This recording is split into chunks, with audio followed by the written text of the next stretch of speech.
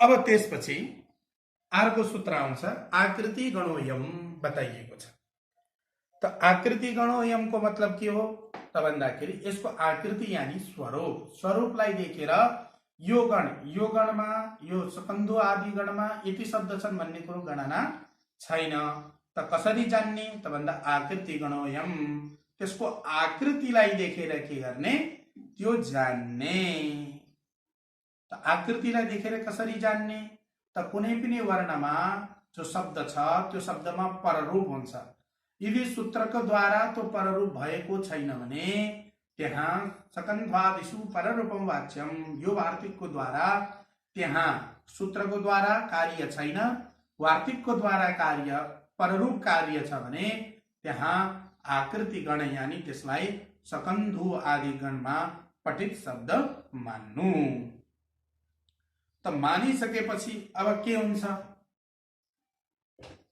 त त्यो हामीहरूलाई सिद्ध हुन्छ। मार्तण्ड मृत धन अण्ड, अब अण आदि कार्य गरेर मार्तण्ड सिद्ध हुन्छ। त मृतण्डस्य अपत्य पुमान मार्तण्ड, यसरी यसको चाहिँ विग्रह हुन्छ। तद्दितेष्वा चामादे, यो सूत्रको द्वारा आदि वृद्धि गरेर मृतलाई मार्त आदि कार्य हुन्छ, त्यो बेग्लै कार्य। अब अर्को सूत्र छ ओमाङ्गोश्च, ओम आङ्गी चार परे पररूपमेकादेशः स्यात्। अवर्णदेखि ओम या आङ पर भएमा पूर्व र परको ठाउँमा के होस् पररूप एकादेश होस् भनेर बताइएको छ। त अवर्णदेखि या त आङ यो उपसर्ग परमा हुनु पर्यो, या ओम यो शब्द परमा भयो भने पूर्व र परको ठाउँमा के हुन्छ पररूप एकादेश हुन्छ। जस्तै शिवायोम नमः, अब यसमा के छ शिवाय धन ओम नमः। हजुरहरूले के गर्ने शिवाय धन ओम नमः, यसरी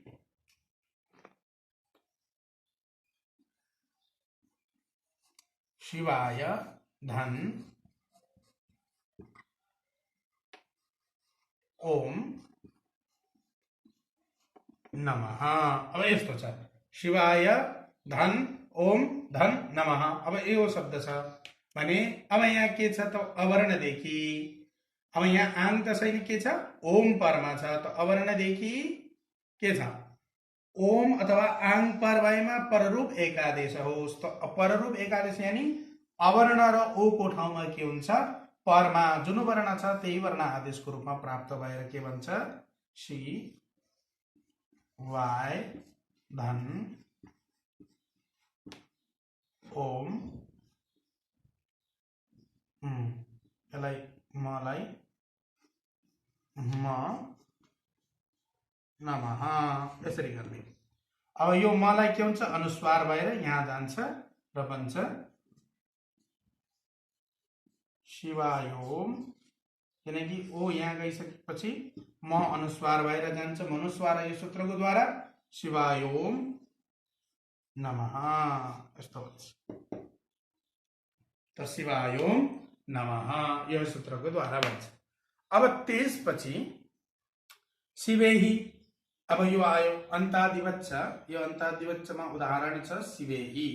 अब यो सूत्र को अर्थ गर्नुभन्दा अगाडि म केही चीज हजुरहरूलाई पूर्वमा बताउन चाहन्छु।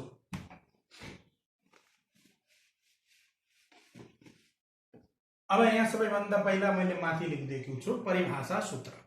शिवेहि जो बनाउन छ, यो सूत्रलाई बनाउनु भन्दा अगाडि यो जुन उदाहरण छ, यो उदाहरणलाई बनाउनु भन्दा अगाडि यिनी सबै चीजलाई हामीहरूले जान्नुपर्ने हुन्छ। त सबैभन्दा पहिला मैले यहाँ एउटा परिभाषा सूत्र लेखिदिएको छु, पूर्व पर नित्यान्तरङ्गापवादानां उत्तरोत्तरम बलीयः, यो एउटा छ। अर्को छ धातु उपसर्गयोः कार्यम अन्तरङ्गम अन्यत् कार्यम बहिरङ्गम असिद्धम बहिरङ्गम अन्तरङ्गे अन्तरङ्गे कार्ये कर्तव्ये बहिरङ्गम असिद्धम स्यात्। यिनी मैले परिभाषाहरू लेखिदिएको छु। अब क्रमशः यिनी परिभाषाहरूको अर्थ जानेर मात्रै हामीहरूले शिवेहिलाई के गर्नेछौँ त भन्दाखेरि जान्नेछौँ। त त अब पूर्व पर नित्य त अन्तरङ्ग अपवादमा उत्तरोत्तर बलियो हुन्छ, उत्तरोत्तर बलियो नि बलवान हुन्छ। पूर्व सूत्रभन्दा पर सूत्र बलवान हुन्छ, पर सूत्रभन्दा नित्य सूत्र बलवान हुन्छ, नित्य सूत्रभन्दा अन्तरङ्ग सूत्र बलवान हुन्छ। अन्तरङ्ग यानी अन्तरङ्ग बहिरङ्ग, यिनी अन्तरङ्ग दुईवटा छन्, अन्तरङ्ग र बहिरङ्ग, यिनी बलवान हुन्छन्। र अन्तरङ्ग र बहिरङ्ग भन्दा अपवाद सूत्र के हुन्छ? बलवान हुन्छ। त पूर्व र पर जान्नु होला। पाणिनिजीले जुन सूत्रलाई जुन सूत्रभन्दा अगाडि प्रयोग गर्नुभएको छ त्यो पूर्व सूत्र भयो। त्यो सूत्रभन्दा पछिको जो सूत्र छ त्यसलाई हामीले पर सूत्र भनिन्छ।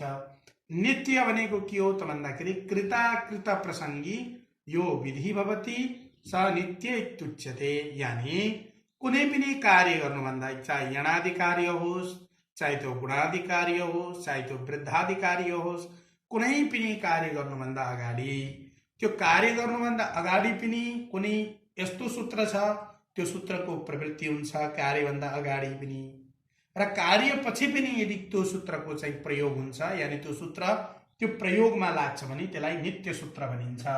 अन्तरङ्ग मैले भनिसके, अन्तरङ्ग दुईवटा छन्, अन्तरङ्ग र बहिरङ्ग।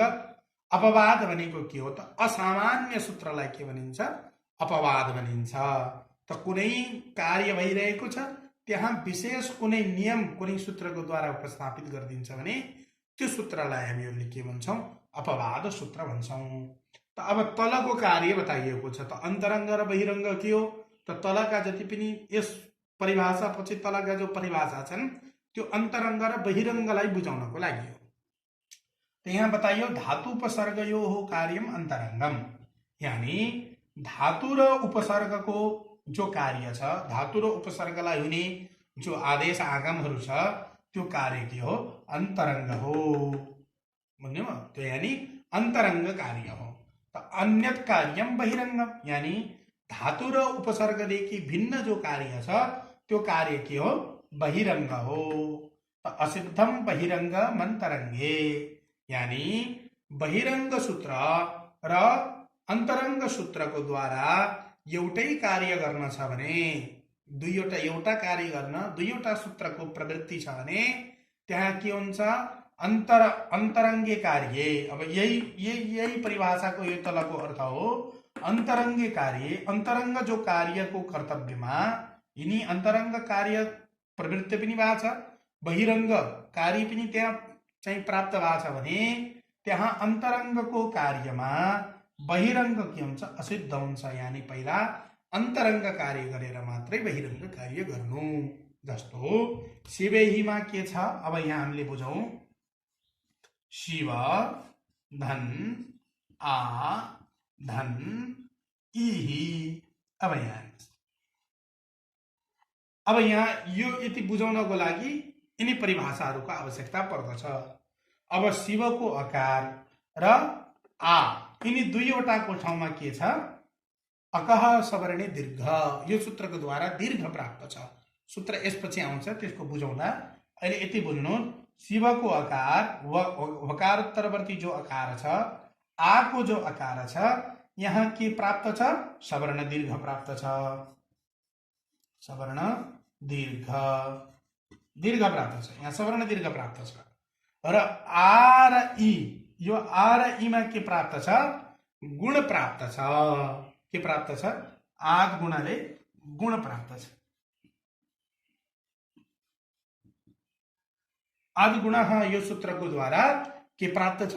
गुण प्राप्त छ। अब हामीहरूलाई समस्या आयो, पहिला सवर्ण दीर्घ कार्य गर्ने कि आदि गुण सूत्रको द्वारा यहाँ गुण कार्य गर्ने। अब यो समस्या आइसकेपछि यिनी परिभाषाहरू थाहा छ हजुरहरूलाई? परिभाषा किन आउँछ? अनियमे नियमकारिणी परिभाषा अनियम भयो, नियम गर्नको लागि परिभाषाहरू आए।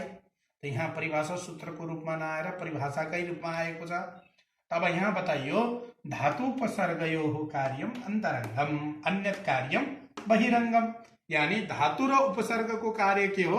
अन्तरङ्ग कार्य हो। अब अन्तरङ्ग अन्यत कार्यम बहिरङ्गम, अन्य कार्य धातु र उपसर्गदेखि भिन्न कार्य के हो? बहिरङ्ग हो। असिद्धम बहिरङ्गम अन्तरङ्गे, त बहिरङ्ग र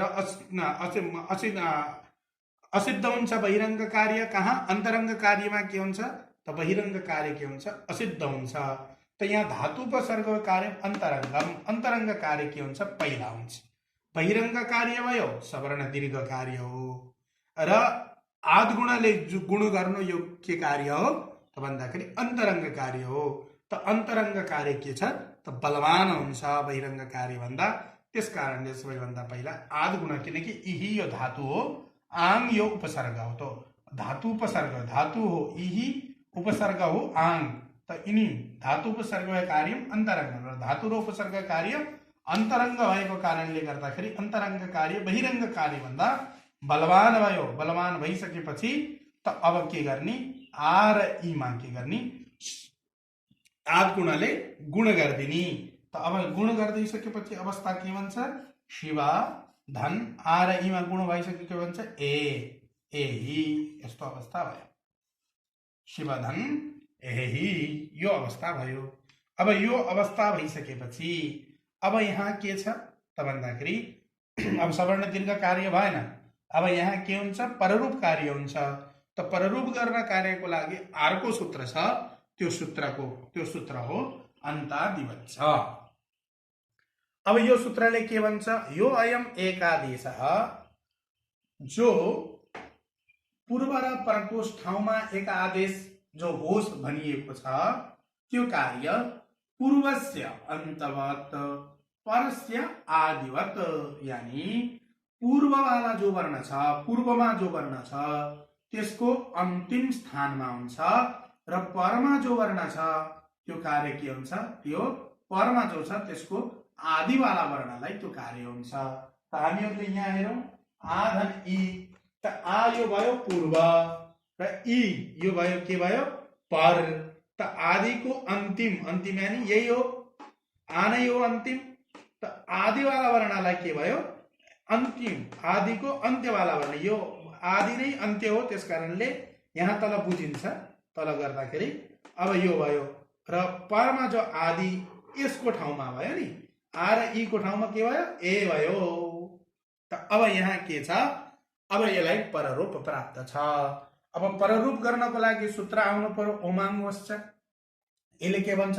ओम र आङदेखि, अवर्णदेखि ओम र आङ पर भएमा पररूप एकादेश होस् भन्छ। अब यहाँ शिव धन एहीमा त के छ? न त ओम छ न त आङ छ। तर अब यहाँ के छ त भन्दाखेरि यो एही भन्नुभन्दा अगाडि के थियो? आ धन इही, यस्तो अवस्था थियो। त अब यहाँ के हुन्छ? पूर्वस्य अन्त्यवत् परस्य आदिवत्। त्यस कारणले पूर्ववाला वर्णलाई अन्त्य र परवाला वर्णलाई आदिवत् भएको कारणले गर्दा एहीमा के छ? आङको प्राप्ति छ, यानी त्यो एहीमा पनि के छ? आ छ। त आ भएको कारणले आ मानेर अब यहाँ के हुन्छ? अवर्ण, अवर्णदेखि आङ पर भयो। त उमाङ्गवश्चले के भयो? पररूप भयो। त शिवको अवर्ण हो वकारोत्तरवर्ती अ। त अ यो आदि भयो, आदिवाला वर्णलाई अन्त्यको समान आदेश हुन्छ, यानी जो पूर्ववाला जो वर्ण छ त्यो वर्णको अन्तिममा आदेश हुन्छ। त परमा जो वर्ण छ त्यसको आदिमा आदेश हुन्छ। त्यस कारणले गर्दाखेरि पररूप यानी अ र ए को ठाउँमा के प्राप्त भयो? ए नै प्राप्त भयो। त अवस्था के भन्छ हाम्रो? शिव धन ए धन हि। अवर्ण सम्मेलन गरिदिएपछि यो यहाँ गएर के भन्छ? शिवेहि।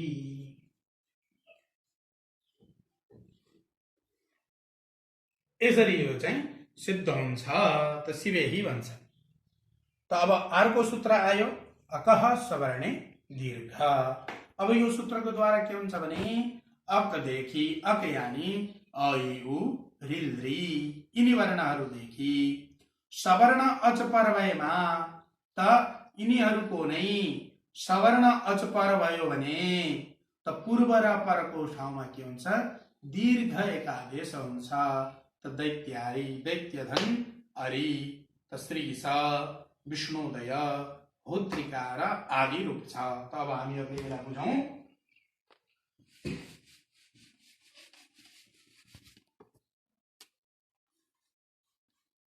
दैत्य धन अरि।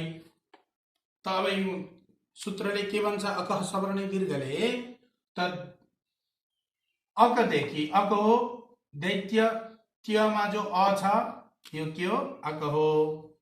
अक यानी अक प्रत्याहारमा पर्ने वाला वर्ण हुनु पर्यो पूर्वमा, त अकमा अ आउँछ। त अरि अब यसकै सवर्णी हो अच, यो यसको के हो, अको सवर्णी के हो, अ नै हो। अको सवर्णी अ आ 18 प्रकारका आ बुझियो नि हामीले, हो त्यसकै सवर्णी परमा भयो भने अब पूर्व र परको ठाउँमा के हुन्छ, दीर्घ एकादेश हुन्छ। त दीर्घ एकादेशको मतलब दीर्घ वर्णहरू के छन् हामीसँग, आ इ उ रि ए ओ ऐ औ, यिनी दीर्घ वर्णहरू हुन्। त पूर्व र परको ठाउँमा हामीहरूलाई के प्राप्त भयो, दीर्घ वर्ण प्राप्त भयो। आ इ उ रि ए ओ ऐ औ, यिनी वर्ण हामीहरूलाई प्राप्त भए। त यस्तो भएमा अनियम भयो, किनकि स्थान एउटा छ, आदेश अनेक छन्, त्यसमा स्थानान्तरतम प्रसङ्गे सति सदृशतम आदेश स्यात्, सदृशतम आदेश गर्नु पर्यो। तर यिनीहरूको स्थान मिलाउँदाखेरि के हुन्छ, यिनी दुईवटाको बीचमा जो के छ, आ, यसको ठाउँ मिल्नेको कारणले गर्दाखेरि त दैत्य धन अरि, त दैत्य धन आ धन रि, यो अवस्था भयो। भइसकेपछि वर्ण सम्मेलन दैत्य रि।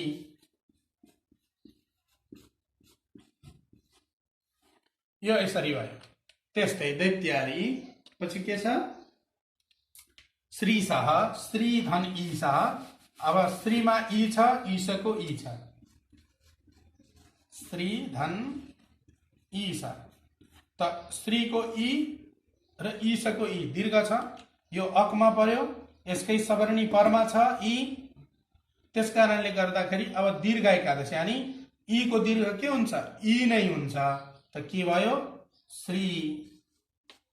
अब यसलाई आधा गरिदिउँ, अब ई दीर्घ प्राप्त भयो, स भइसकेपछि के भयो, श्री स, यही भयो। त्यस्तै विष्णुदय, त विष्णुधन उदय, विष्णुदय, विष्णुको उ ह्रस्व छ, उदयको उ पनि ह्रस्व छ।